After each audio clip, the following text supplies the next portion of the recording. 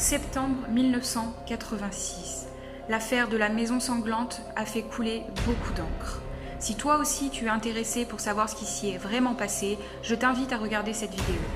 N'hésite pas à t'abonner à ma chaîne si tu aimes ce genre de sujet-là, et c'est parti pour un nouvel épisode de Law Mystery.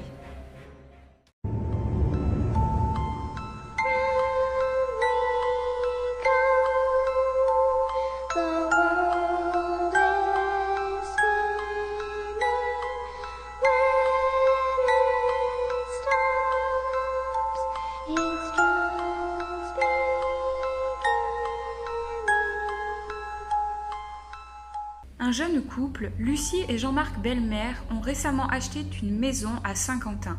Saint-Quentin, c'est une petite ville ordinaire au cœur de la Picardie. C'est une maison mitoyenne, sans extérieur. Jean-Marc Belmer est un homme routier, c'est-à-dire qu'il part très tôt le matin, environ vers 5 heures, et il ne revient que tard le soir. Il n'est donc jamais là de la journée, et Lucie, elle, ne travaillant pas, on dit d'elle que c'est une femme qui prenait un petit peu son temps, aimait profiter le matin, fallait pas trop se presser. Donc Lucie passait toute sa journée à la maison en compagnie de leur chien et elle attendait patiemment son mari. C'est en 1986 que notre histoire commence. Lucie, comme à son habitude, se réveille un petit peu tard, son mari étant au travail, elle descend prendre son petit déjeuner. Sur la table, lorsqu'elle déjeune, elle se rend compte qu'il y a comme des petites taches brunâtres. Bon, elle s'inquiète pas plus que ça. Elle dit que son mari a peut-être alors sali la table, donc elle gratte un peu du doigt et voilà. Après son petit déjeuner, elle décide d'aller s'habiller comme tous les matins. Elle monte donc dans sa chambre, elle ouvre sa commode et elle y sort des vêtements. Étrangement, elle se rend compte alors qu'il y a d'autres taches un peu de partout. Il y en a sur le lit, sur les tés d'oreiller, mais également sur ses vêtements et d'ailleurs tous les autres vêtements de la commode. Lucie étant un peu surprise, elle se demande ce qui se passe, elle dit bon on verra avec Jean-Marc, j'en parlerai ce soir. Elle décide alors de sortir de la chambre et elle retourne dans la cuisine où là elle est stupéfaite, elle découvre que sur le mur également il y a des taches et des écoulements un peu rouges. Elle ne comprend pas ce que c'est et elle n'attendra alors le soir le retour de son mari pour en discuter avec lui. Jean-Marc, lui, restera très calme, il regardera un petit peu puis il se dira tiens, c'est peut-être la peinture qui a un peu de rejet. En effet, lors de leur emménagement, ils ont entièrement repeint la maison, donc ils se disent peut-être que c'est des effets de peinture. À partir de ce moment-là, les choses ont commencé un petit peu à dégénérer. La nuit, le couple entendait des bruits comme des objets qui glissaient sur le sol, des coups dans les portes, mais les taches, elles, étaient les plus étranges. En effet, Lucie affirme avoir nettoyé ses taches, mais dès le lendemain, elles réapparaissaient. Au fur et à mesure, je les effaçais. Il y en a eu dans le couloir, dans la chambre, dans la salle à manger. Lucie était terrorisée, mais Jean-Marc, comme je vous dis, lui, restait très calme. Et donc, Lucie, quand même, a décidé d'en parler à ses proches. Elle s'est dit, voilà, j'ai besoin d'en discuter. Donc, elle est allée voir sa mère et sa sœur, qui, elles, lui ont conseillé quand même d'en parler au moins à la police. Une demi-heure après, le brigadier chef Guy Piette et son brigadier Pierre Separo arrivèrent sur les lieux. Les brigadiers ont alors expliqué qu'ils y sont allés à la base sans réellement y croire. Mais voilà, une fois qu'ils sont arrivés sur place, c'était quand même étrange. Ils ont découvert les taches brunâtres un petit peu de partout et ils ne comprenaient pas exactement d'où ça venait. Au départ, ils se sont peut-être dit c'est le chien qui s'est blessé à la queue et en remuant sa queue, il y a eu des jets de sang sur les murs, sur le sol. Mais après vérification sur l'animal, tout était normal.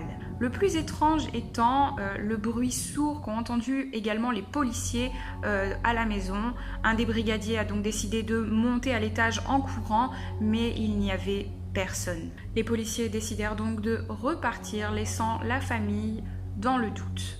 Jean-Marc, lui, malheureusement, dut continuer à travailler, donc il partait toujours tôt le matin et Lucie se retrouvait constamment seule chez elle. Elle dit que lorsqu'elle était seule, les choses étaient encore plus plus impressionnante. Elle dit qu'elle avait vraiment cette impression d'être menacée et que quelqu'un lui voulait du mal.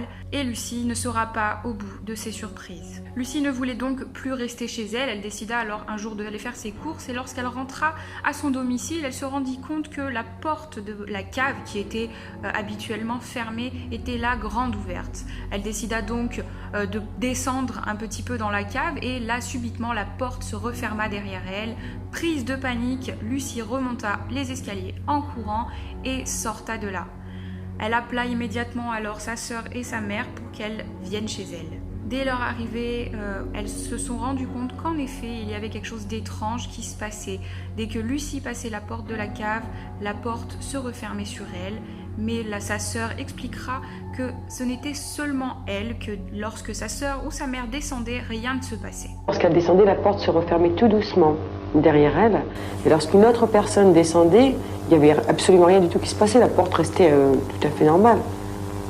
Et il n'y avait que lorsque Lucie descendait. Mais c'était tout doucement que la porte se refermait. Mais elle se refermait quand même. Lucie était complètement terrorisée et l'affaire a commencé à faire parler d'elle. Toute la ville était au courant de ce qui se passait dans cette maison dite sanglante. Bonsoir. La France, comme chacun sait, est un pays cartésien. Alors les histoires de fantômes et de maisons hantées, on les attribue bien volontiers à nos voisins anglo-saxons. Pourtant, à Saint-Quentin-dans-l'Aisne, dans une maison d'un quartier populaire, il se passe depuis quelques mois des faits pour le moins troublants. On va même jusqu'à parler de la maison sanglante. Plusieurs personnes venaient appeler l'esprit devant la maison.